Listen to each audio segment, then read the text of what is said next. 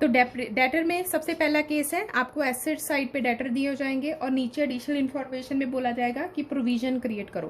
तो आप simply debtor के ऊपर वो परसेंटेज लगा दोगे और आपका रीवैल्यूएशन अकाउंट में प्रोविजन फॉर डाउटफुल डेट आ जाएगा।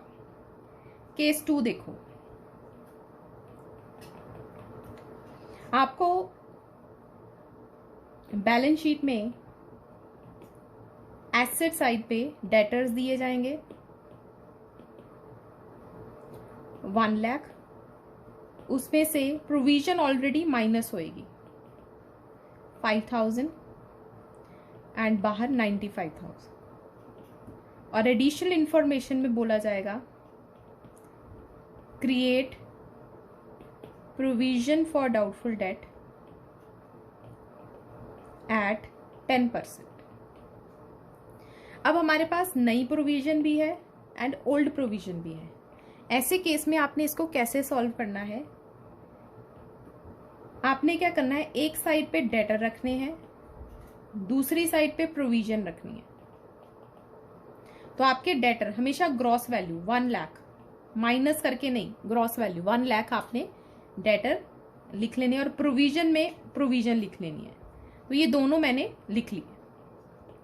अब जो नई प्रोविजन है ये हमेशा 10% डेटर के ऊपर, ग्रॉस फिगर के ऊपर क्रिएट होते हैं, ना कि नेट के ऊपर। तो आपकी जो नई प्रोविजन है वो बनी आपकी 10,000 न्यू प्रोविजन, ठीक है। पुरानी प्रोविजन थी, ओल्ड प्रोविजन थी 5,000, न्यू है 10,000। तो आपकी लायबिलिटी में कितना इंक्रीज हुआ है, लायबिलिटी आपकी बड़ी है 5,000 से। तो आपने डिफरेंस, इन दोनों का डिफरेंस हो सकता है कई बार कम हो जाए, हो सकता है कई बार बढ़ जाए, तो आपने इन दोनों अमाउंट्स का डिफरेंस लेना है, ठीक है। तो ओल्ड से नई की तरफ जाना है। तो अगर ये बढ़ रही है तो आपकी लायबिलिटी बढ़ रही है, तो आपने रीवैल्यूएशन में टू प्रोविजन डाल देना है 5,000, ठीक है। अगर सपोज पुरानी है 5,000, अब मैं यहाँ पे अगर 5,000 लूं, सॉरी 4,000, पुरानी है आपकी प्रोविजन 4,000, तो यहाँ पे आ जाएगा 4,000। इससे नई प्रोविजन को कोई फर्क नहीं पड़ेगा क्योंकि हमने तो वो 1 लाख के ऊपर कैलकुलेट करनी है। नाउ आपकी लायबिलिटी कितनी बढ़ रही है, 10,000 माइनस 4,000, 6,000 से, तो फिर यहाँ पे 6,000 आ जाएगा, ठीक है। तो ऐसे ही आपने एक तरफ डेटर रख लेने हैं, दूसरी तरफ प्रोविजन रख लेनी है। कभी भी अगर आप ऐसे फॉलो करोगे कभी भी इसमें फंसोगे नहीं, ठीक है। तो ये आपका सेकंड केस है। कितने कितने कितने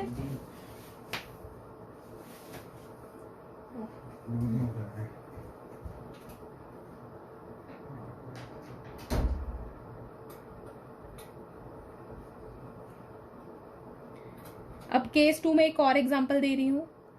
आपके एसेट साइड पे डेटर्स दिए हैं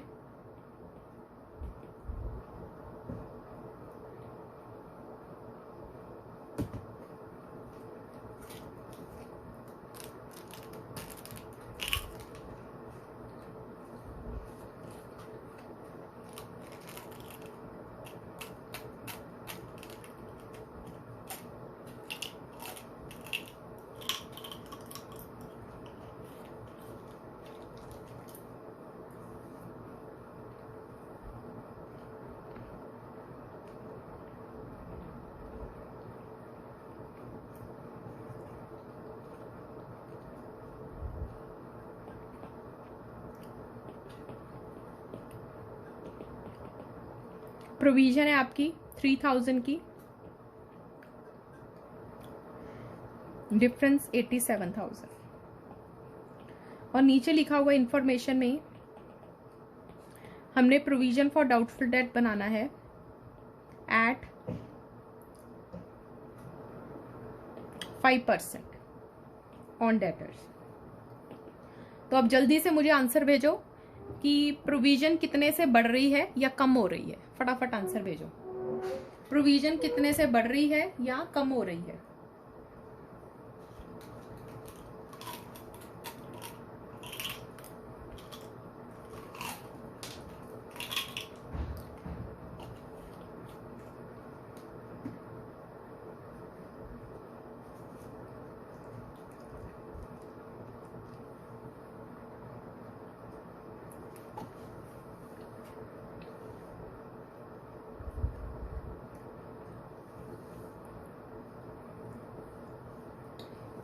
अश्विंदर ठीक है, ज्ञानप्रीत बिल्कुल ठीक है।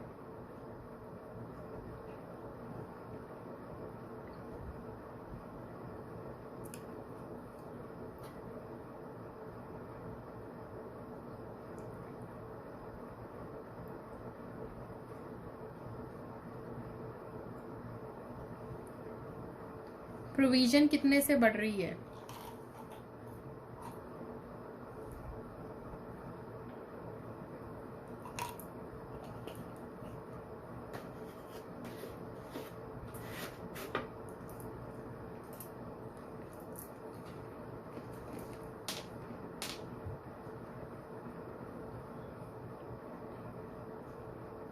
मानसी ठीक है, प्रभजोत गलत है।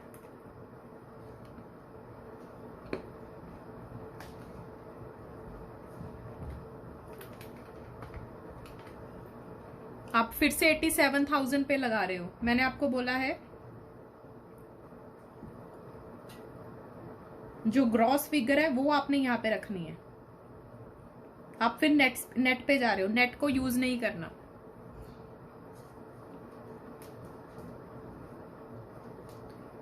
डेटर की जो ग्रॉस फिगर होती है उसके ऊपर प्रोविजन लगती है नई वाली।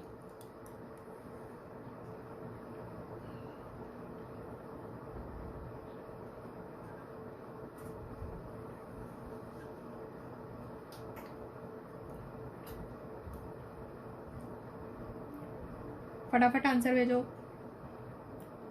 ठीक, यस, अब ठीक। तो यहां पे आपका डेटर, दूसरी तरफ प्रोविजन।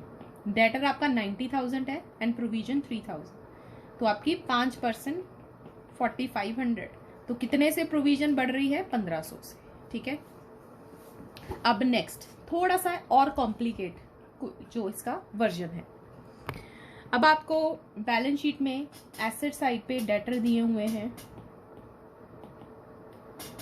1 लाख, प्रोविजन दी हुई है 6,000 एंड 96,000, 94,000 एडिशनल।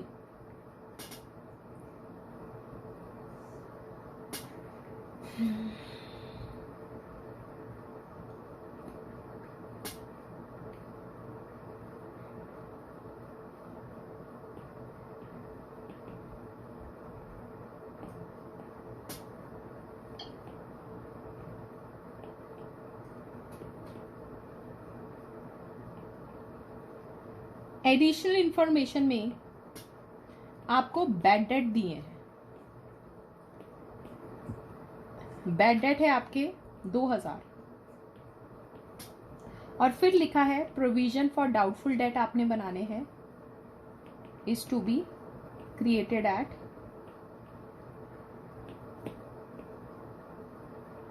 10%।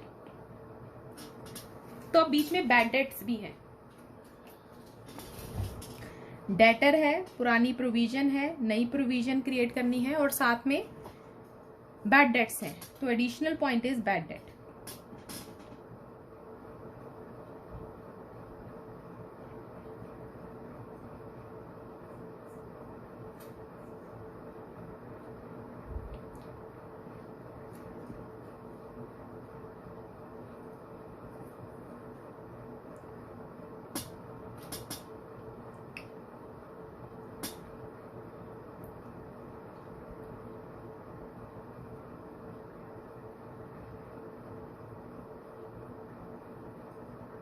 तो इस केस में हम क्या करेंगे? अगेन आपने एक तरफ डेटर लिख लेने हैं, दूसरी तरफ प्रोविजन लिख लेनी है। ये सबसे आसान तरीका है इसको सॉल्व करने का, इससे कभी आप फंसोगे नहीं। डेटर में डेटर लिख लेने हैं 1 लाख, प्रोविजन में प्रोविजन लिख लेनी है 6,000। सबसे पहले इन दोनों में से बैड डेट माइनस कर देने हैं, दोनों में से बैड डेट माइनस कर देने हैं 2,000 2,000, क्योंकि ये रियलिटी है। जिसका पता चल गया कि पैसे आने ही नहीं तो वो डेटर में से भी रिड्यूस हो जाते हैं। और प्रोविजन क्या होती है? आपने सोचा था कि इससे पैसे नहीं आएंगे और फिर आपको पता चला गया कि इससे पैसे नहीं आने वाले, तो ये आपकी सोच थी and this is your reality. तो अब पता ही है जब पैसे नहीं आने तो प्रोविजन बनाने का कोई फायदा नहीं है, तो प्रोविजन 4000 से कट जाती है एंड डेटर्स भी 98,000 रह जाते हैं। तो बैड डेट दोनों में से माइनस होते हैं सबसे पहले, एंड देन फिर आप क्रिएट करते हो provision. Provision for doubtful date कितनी? 10%। अब 10% आप इसके ऊपर क्रिएट करोगे 98,000 के ऊपर, तो 9800। Now you will compare in दोनों को। तो अब अगेन प्रोविजन बढ़ रही है कितने से? 5800 से। ठीक है, तो इन दोनों को कंपेयर करते हो।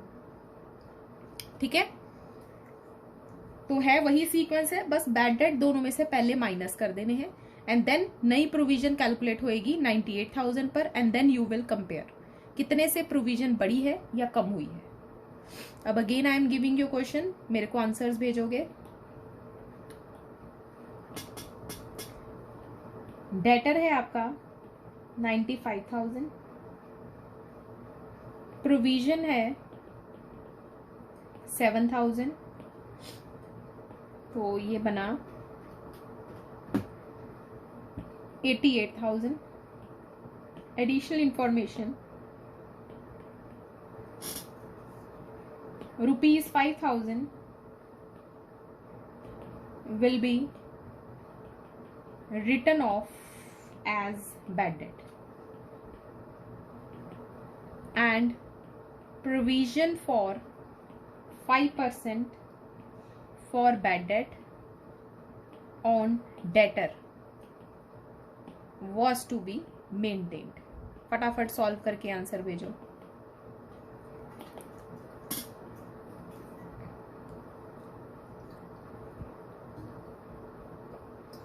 तो प्रोविजन कितने से बढ़ी या कम हुई? Very good Gyanpreet, correct.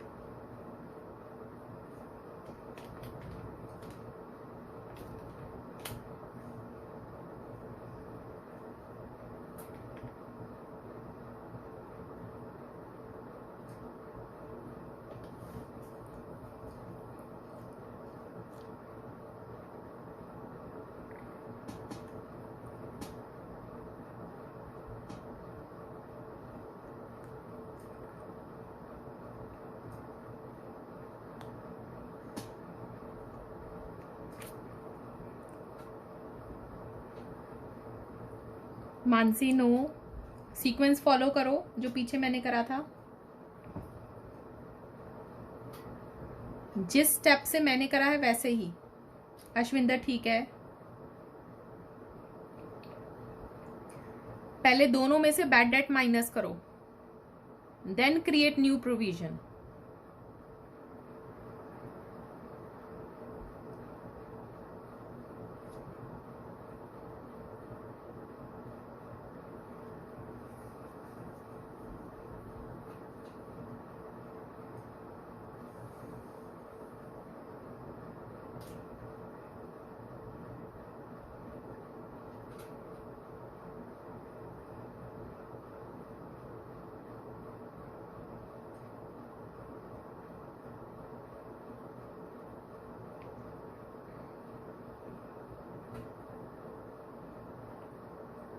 Yes Prabhjot, good, ठीक है। Mansi now you are left.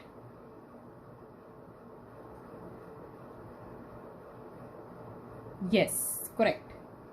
अब ठीक है, तो हमने क्या करा? एक तरफ डेटर, दूसरी तरफ प्रोविजन। 95,000 एंड 7,000। कभी भी नेट नहीं लेना, हमेशा ग्रॉस फिगर्स उठानी है। इसमें से सबसे पहले हमने बैड डेट माइनस करना है 5,000 5,000, तो ये रह गया 2,000 और ये रह गया 90,000। अब न्यू प्रोविजन आपने 5% 4,500, तो लायबिलिटी कितने से बढ़ रही है आपकी? 2,500। ठीक है, अब लास्ट इसका पार्ट यही है, बस ये 3 केसेस ही थे, लेकिन थर्ड केस को मैं थोड़ा सा और आंसर में वेरिएशन ला रही हूं। आपके डेटर्स दिए हुए हैं 90,000, लेस प्रोविजन है 2,000, 88,000।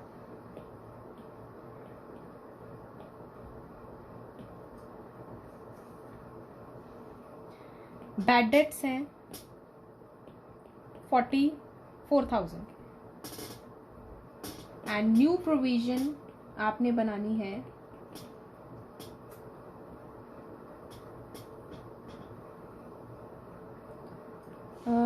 5%। तो अब यहाँ पे देखो, इस तरफ डेटर्स, इस तरफ प्रोविजन। डेटर्स आपके हैं 90,000 और ये है आपका 2,000। इन दोनों में से मैंने बैड डेट माइनस करना है, तो बैड डेट मेरा है 4,000। लेकिन यहाँ पर तो प्रोविजन में नेगेटिव फिगर आ गई 2,000। अगर आपकी ओल्ड प्रोविजन नेगेटिव में चली जाए तो वो बैड डेट कहलाती है। तो वो आपने रीवैल्यूएशन में टू बैड डेट 2,000 लिख देने। तो अगर यहाँ पे इन दोनों को माइनस करके, बैड डेट को माइनस करके ये नेगेटिव फिगर आए, तो आपने इसको as it is to bad debt revaluation account में 2,000 लिख देना है, क्योंकि आपका नुकसान आपकी सोच से ज्यादा बढ़ गया। तो आपकी ये एक तरह से अनरिकॉर्डेड लायबिलिटी हो गई। अब दूसरी तरफ जो डेटर का सीक्वेंस था वही रहेगा। अब इसका बैलेंस आया 86,000 और इसके ऊपर हमें न्यू प्रोविजन बनानी है 5%।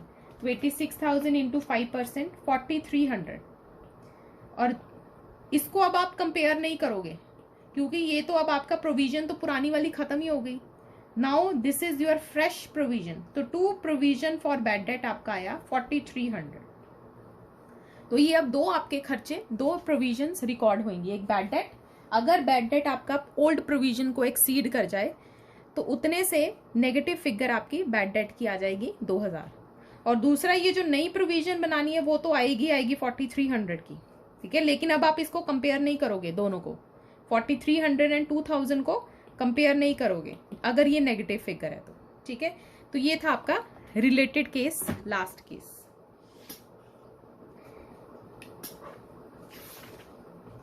तो बैलेंस शीट के जितने पॉइंट्स थे मैंने कवर कर लिए, मतलब डेटर के।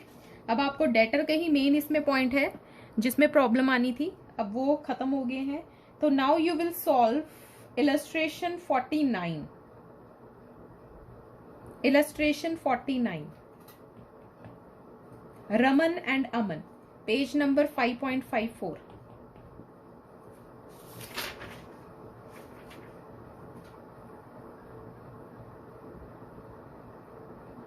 नहीं, रहने दो, no not this.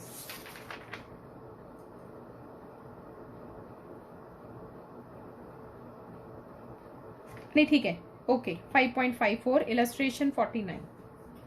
I thought hidden goodwill का केस है, नहीं ठीक है, नॉर्मल केस है। मैम, हाँ जी मैम इसमें तो सिर्फ जर्नल एंट्रीज ही पास करी हैं। नहीं, आप नॉर्मल अकाउंट बना लो और जर्नल एंट्रीज भी साथ साथ में देखते जाओ, क्योंकि जर्नल एंट्रीज ही इंपॉर्टेंट है, ठीक है। कौन डेबिट हो रहा है कौन क्रेडिट हो रहा है ये तो आपको फोकस करना ही पड़ेगा, क्योंकि एमसीक्यूज के लिए यही चीजें इंपॉर्टेंट है, कौन डेबिट हो रहा है कौन क्रेडिट हो रहा है। सारे अकाउंट्स बनेंगे इसमें? यस, सारे अकाउंट, पूरा क्वेश्चन करना है शुरू से लेके एंड तक।